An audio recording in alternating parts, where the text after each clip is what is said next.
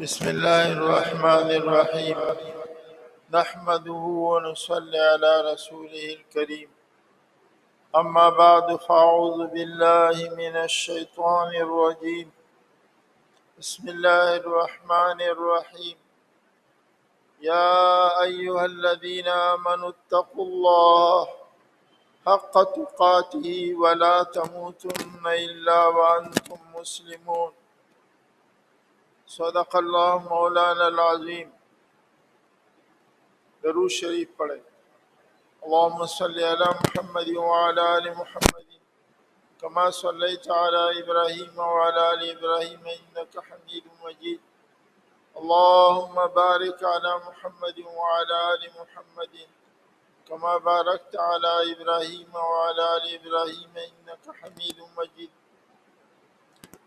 میرے محترم دوستو، بھائیو، بزرگو، اللہ جل جلالہ عم نوالہ نے اس آیت کریمہ کے اندر جو میں نے آپ کے سامنے تلاوت کی،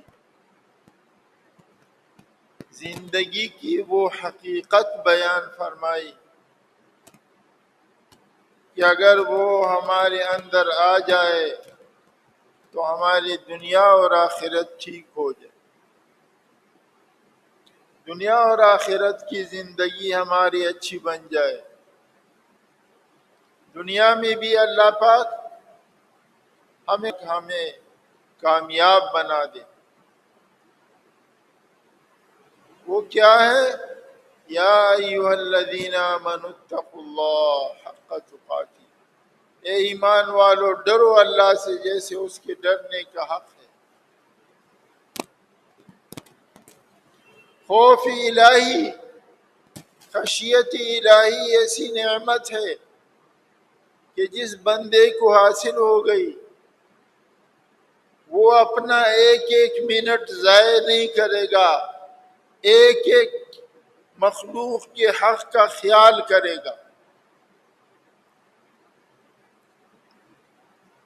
اور اپنی زندگی کو صحیح گزارے گا۔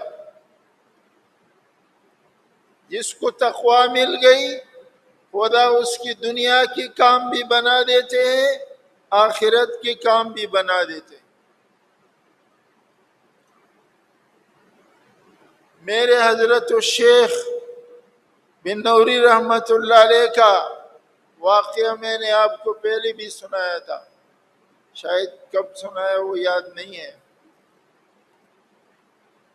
کہ حضرت فرماتے تھے کہ ایک دفعہ میں نے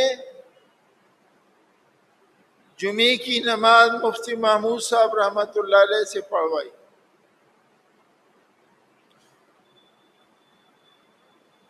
یہ آپ سب جانتے ہیں کون ہے، اس مگر اندر کی حقیقت معلوم نہیں آپ کو، جن کے پاس کچھ نہیں، ان کے یہ صاحبزادے فضل الرحمان صاحب جو اس وقت جمعیت علماء اسلام کے برا ہے، ناظم عمومی ہے، جنرل سیکریٹری ہے، یا کوڑا خڑک میں پڑھتے تھے۔ حضرت کبھی ملنے جاتے تھے، کوڑا خٹک جاتے تھے، جب واپس جاتے تھے تو فضل الرحمان صاحب طالب علم تھے، مولانا فضل الرحمان صاحب، ان سے کہتے مجھے کچھ پیسے تو دے دو، آج تو ہمارے جیب بھرے ہوئے ہیں۔ حضرت ایک جیب میں ہاتھ ڈالتے 10 روپے نکل آتے دے دیتے، پھر دوسرے جیب میں ہاتھ ڈالتے پھر 10 روپے نکل آتے وہ دے دیتے۔ وہ کہتے یہ تو تھوڑے ہیں، کچھ اور دے دو۔ حضرت فرماتے بھائی مجھے شرمندہ مت کرو، میرے پاس یہی ہے، کچھ نہیں ہے۔ گھر کیا تھا؟ کچا بنا ہوا، مٹی کا بنا ہوا۔ یہاں ایک ٹھیکیدار ہے حاجی ناول خان صاحب، ہمارے اس مسجد میں آئے ہیں اسے روزے کے اندر، اس نے خود مجھے واقعہ سنایا، کہا میں نے مفتی صاحب سے عرض کیا کہ حضرت آپ تمام جماعتوں کے قائد انقلاب ہے، قائد ہے، بڑے ہیں، آپ کے پاس کم سے کم گاڑی تو ہونی چاہیے. آج گاڑی تو معمولی سے آدمی کے پاس بھی ہوتی، اور آپ کے پاس کچھ نہیں ہے سواری کے لیے، تو میں آپ کے لیے گاڑی خریدتا ہوں. حضرت نے فرمایا بھائی گاڑی خریدو گے، میں خود چلانا جانتا نہیں ہوں اور میرے پاس ڈرائیور کی تنخواہ نہیں ہے. تنخواہ کہاں سے دوں گا؟ میرا اپنا خرچہ نہیں پورا ہوتا ہے.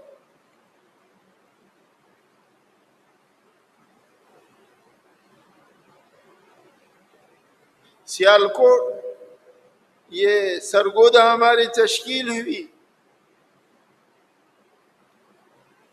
تو وہاں کے امیر صاحب نے کہا ہم گئے عبدالخیل حضرت کے گاؤں میں،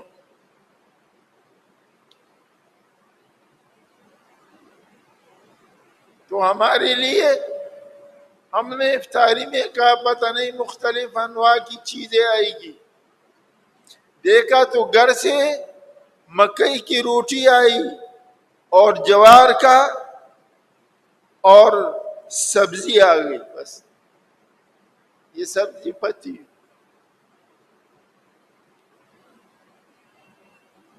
محمود شام کے نام سے ایک ایڈیٹر تھا جنگ کا، اس نے بھی یہ قصہ لکھا ہے کہ میں نے حضرت سے ٹائم لیا جب وزیر اعلیٰ تھے سرحد کا، انہوں نے مجھے مغرب کی بعد کا ٹائم دیا تو میں بہت خوش ہو گیا کہ چلو حضرت وزیر اعلیٰ کے مغرب کے بعد کھانا بھی ملے گا، اعلیٰ قسم کی چیزیں بھی ملے گی. کہا میں نے دیکھا کہ حضرت کے گھر سے اندر سے وہ مکئی کی روٹی آئی جس کو ہم جوار بولتے ہیں اور سبزی آئی. اب میں اور انتظار کرتا رہا. حضرت سمجھ گئے، کہنے لگے اور کیا انتظار کر رہے، کھاؤ نا، یہی تو کھانا ہے ہمارا.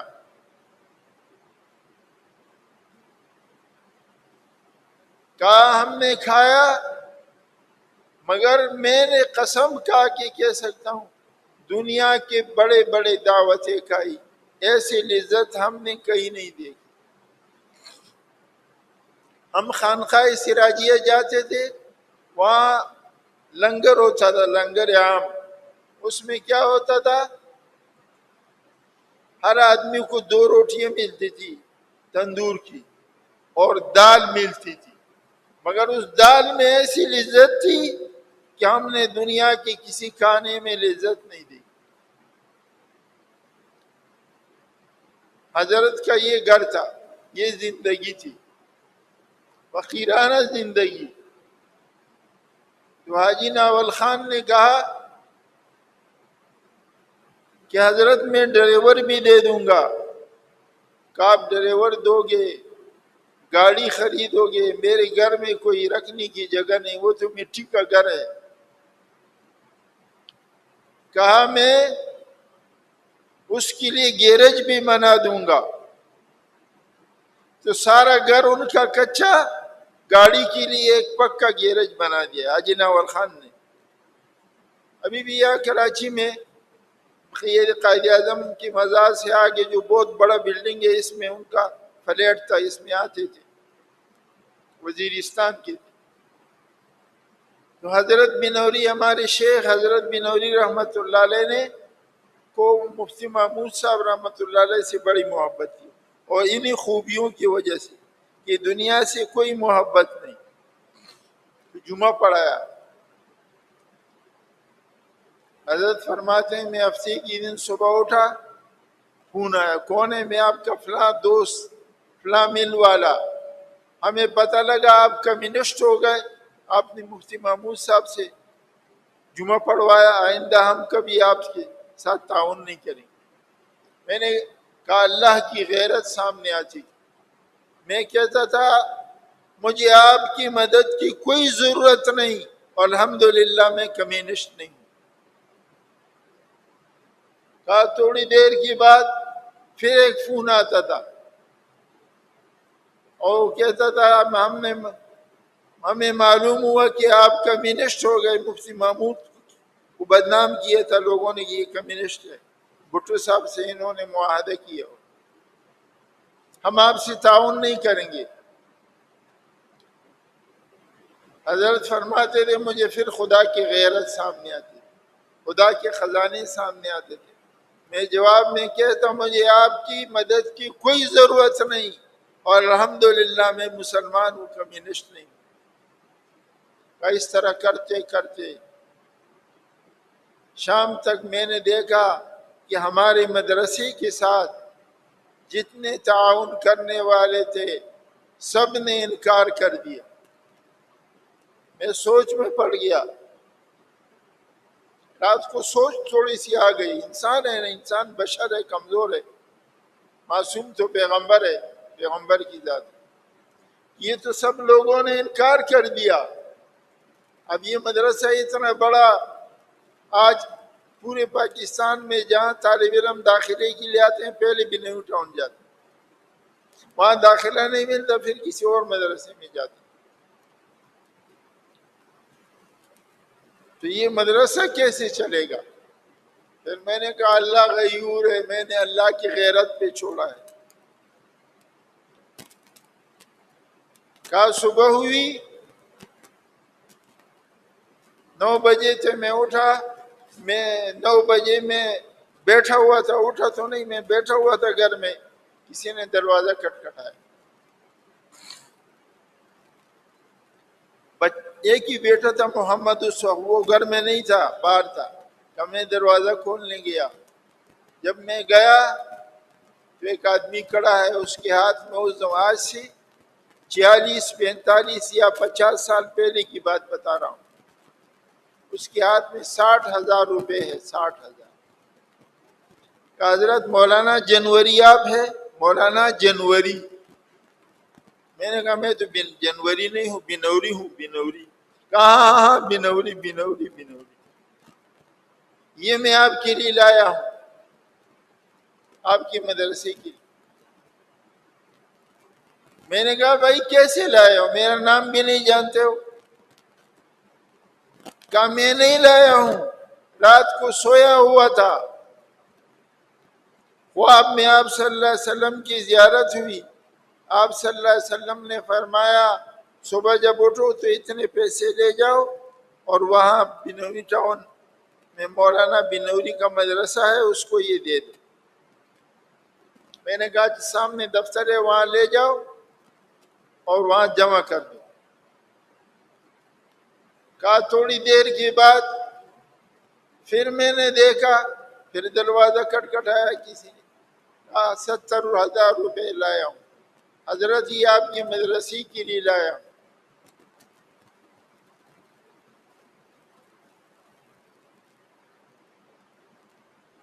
بھائی سامنے دفتر ہے وہاں لے جاؤ اور وہاں جمع کر دو۔ کرتے کرتے اتنا ہو گیا کہ سال سے زیادہ ہونے لگا، ہم نے بند کر دیا۔ اچھا یہ بنوری ٹاؤن کی خصوصیت ہے، آپ اور مدرسوں میں شاید آپ کو ملے یا نہیں ملے، کہ سال سے زیادہ زکوٰۃ نہیں لیتے، سال سے زیادہ خرچہ نہیں لگتا، باقی دوسری جگہ بیچ دیتے۔ تو کہا وہ پورے دن میں اس سے زیادہ آنے لگا، میں نے بند کر دیا، اور ہمارا سال کا خرچہ ایک دن کے اندر آ گیا۔ لوگ تو در در کی ٹھوکریں کھاتے ہیں، چندے کرتے ہیں، کیا کیا کرتے ہیں، اپیلیں کرتے ہیں، اور وہاں ایک سارے سال کا خرچہ ایک دن کے اندر آ گیا۔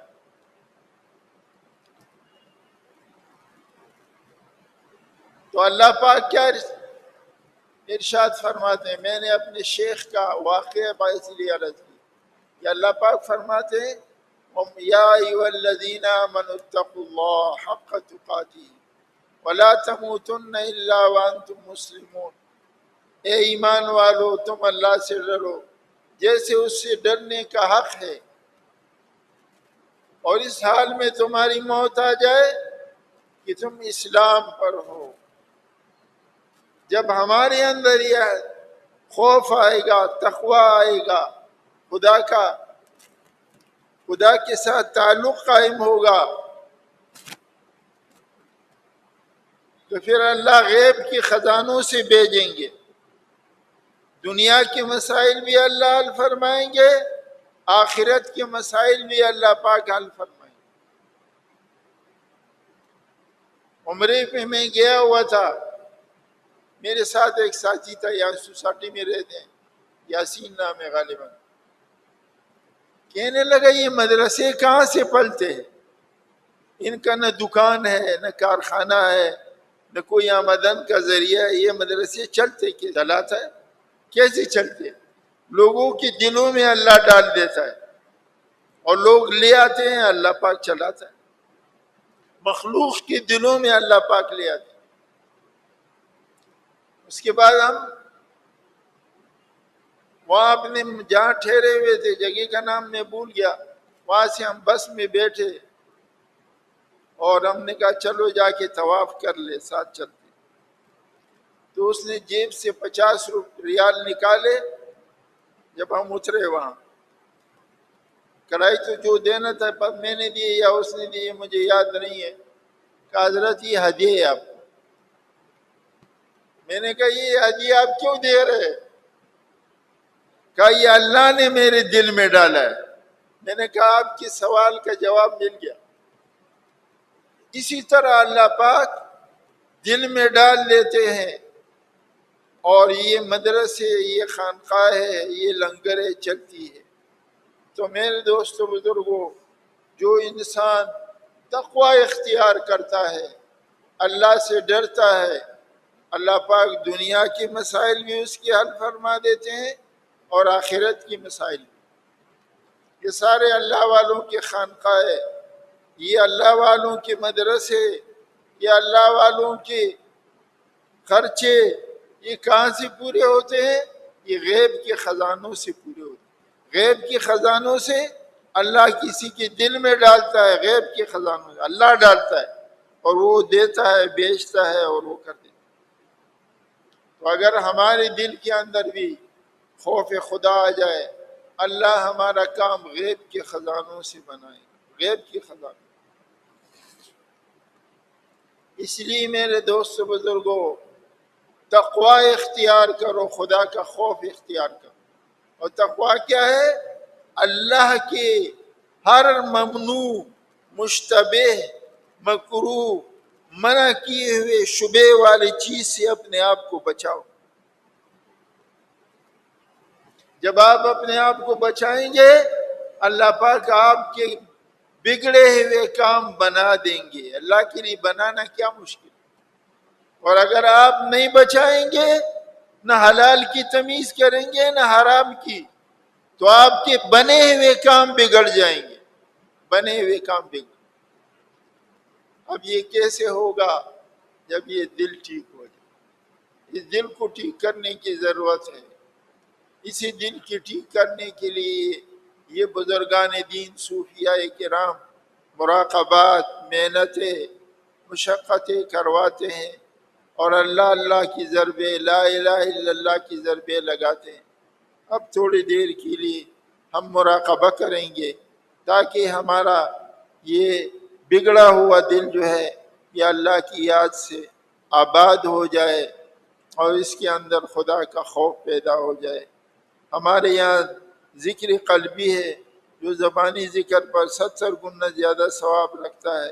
اس کا طریقہ یہ ہے کہ دونوں آنکھیں بند کر دو تاکہ ادھر ادھر نگاہ نہ جائے، دونوں ہونٹ ملا لو تاکہ زبان ہلے نہیں، سانس ناک سے لو، دل کے اندر الٹے پستان سے 2 انگل نیچے پہلو کی طرف ہے، اس دل کے اندر خیال کیجیے کہ میرے اس دل کے اندر اللہ جل جلالہ عم نوالہ کے ذکر مبارک کی انوارات و تجلیات کا نور حضور اکرم صلی اللہ علیہ وسلم کے قلب مبارک سے، سینہ مبارک سے اس سلسلہ عالیہ نقشبندیہ کے بزرگان دین کے توسل سے آ رہا ہے، جس سے میرے دل کے اندر گناہوں کے زنگ، ظلمات، اندھیرات، خطرات، کدورات سب کو جلا دیتا ہے، اور میرا دل کہتا ہے اللہ اللہ